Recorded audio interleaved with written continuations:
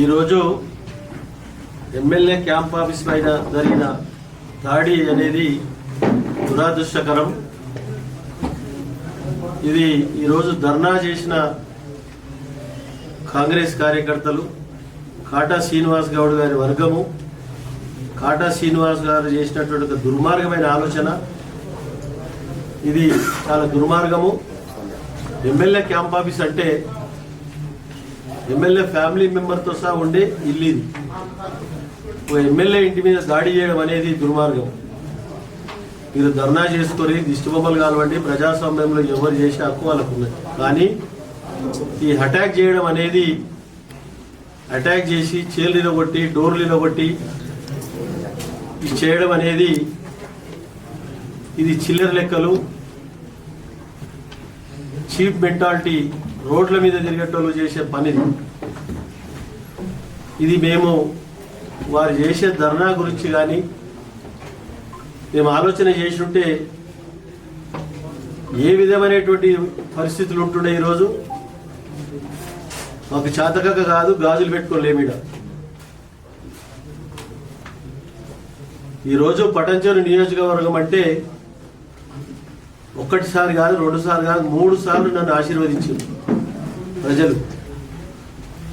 2 సార్లు నేను చీగొట్టిరు. నువ్వు పనికిరావు బిడ్డ, ఇంటికి పోమని తోలిచ్చిరు. అయినా నీకు బుద్ధి వస్తలేదు కాటా శ్రీనివాస్ గౌడ్. ఈరోజు ఇవన్నీ చేస్తే నువ్వు గొప్పడవు అవుతావు అనుకుంటున్నావు.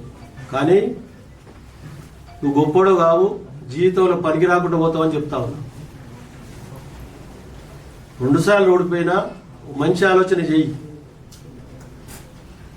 ప్రజాస్వామ్యంలో ఓడడం గెలపడం సాధ్యం.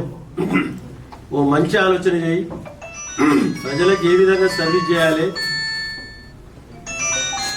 ఏ విధంగా అభివృద్ధి పరచాలి, ఒక మంచి ప్రణాళిక తీసుకొని ముందుకు పో. కానీ పిచ్చి పిచ్చి ఆలోచనలు, ఈసోటి పిచ్చి పనులు చేయడం అనేది మానుకో.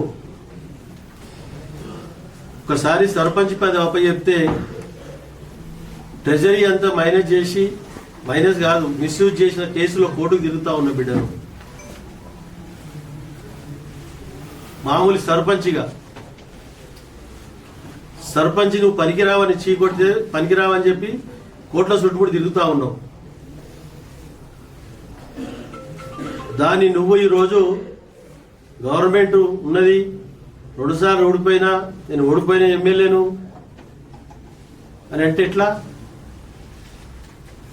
అది కరెక్ట్ కాదు. నువ్వు కానీ నీ ఎంబడున్న మనుషులకు కానీ బుద్ధి చెప్పు, నువ్వు బుద్ధి తెచ్చుకో. పిచ్చి పిచ్చి ఆలోచనలు మానుకో. ఈరోజు నేను చేసే పని ఏంటంటే, రేపు 25th 26 జనవరికి మున్సిపాలిటీల పీరియడ్ అయిపోతుంది.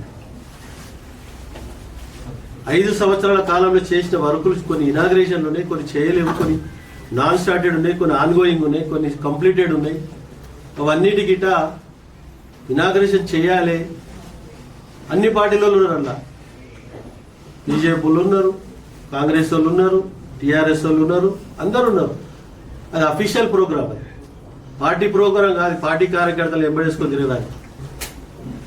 నేను 30 సంవత్సరాలు 90 నుంచి రాజకీయాలలో ఉన్నాను. కొత్తగా లేవు రాజకీయాలలో. ఏ ప్రోగ్రాం కవలి ఇవ్వాలో తెలుసు, మాకు కార్యకర్తలు ఎట్లా కాపాడుకోవాలో తెలుసు. కాబట్టి ఆ అఫీషియల్ ప్రోగ్రాం చేసుకుంటూ పోతా ఉన్నాం. మేము అఫీషియల్ ప్రోగ్రాం చేసుకుంటూ పోతుంటే కాంగ్రెస్ కార్యకర్తలను పట్టించుకుంటలేడు, మనం చూస్తలేరని అనవసరమైనటువంటి ఒక ఆలోచనతో ధర్నా చేసి, నువ్వు ధర్నా చేసుకో, బొమ్మ కలబెడతారో బొమ్మ కలబెట్టుకో, ఏదైనా చేసుకో. దీని మీద అటాక్ చేయడం అనేది నీ చేతగానితనం. నువ్వు ఇచ్చి అటాక్ చేస్తా, నేను ధర్నా చేస్తా అంటే మేము ఇట్లా దానికి స్పందించి ఉంటే ఏముంటుండే పరిస్థితి? ఈరోజు ఏముంటుండే పరిస్థితి? ఒకసారి ఆలోచన చేసుకొని మంచి ఆలోచన చేయండి. చిల్లర ఆలోచనలు మానుకోరి.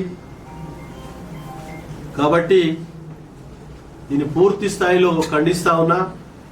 నెక్స్ట్ ఇటువంటిది ఏమైనా ఆలోచన చేస్తే ఎక్కడికక్కడ ప్రతిఘటించి వాళ్ళకి తగిన విధానంగా గుణపాఠం చెప్పి వాళ్ళ జీవితంలో పనికి రాకుండా చేస్తారని కూడా మీ అందరికి తెలియజేస్తున్నారు సోదరులారా.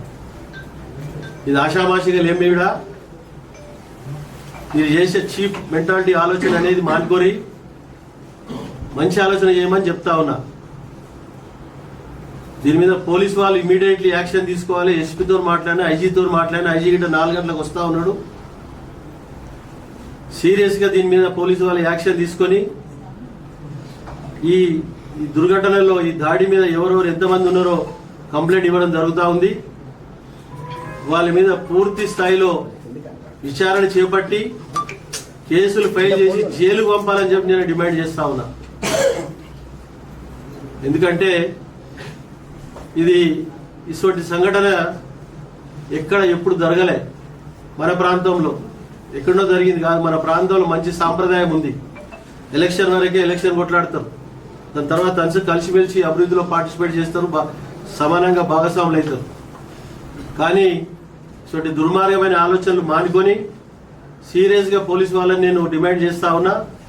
దాన్ని ఈరోజు జరిగిన ఘటనను సీరియస్గా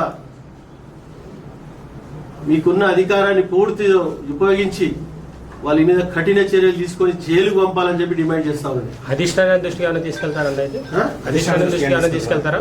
ఈ విషయాన్ని అధిష్టానం దృష్టికి తీసుకెళ్తున్నారు కాంగ్రెస్ పార్టీ అధిష్టానం. తప్పకుండా అధిష్టానం దృష్టికి తీసుకెళ్తాం. ఈ అఫీషియల్ ప్రోగ్రామ్ను పార్టీ ప్రోగ్రాంగా మార్చడం ఎవరి తరం కాదు. అధిష్టానం దృష్టికి తీసుకెళ్తాం. తప్పకుండా దాని మీద తగిన చర్యలు తీసుకోవడానికి నేను నా పూర్తి స్థాయిలో అధిష్టానానికి తెలియజేస్తాను. బీఆర్ఎస్ గవర్నమెంట్ వెళ్ళిపోయి సంవత్సరమైనా మీరు ఇంకా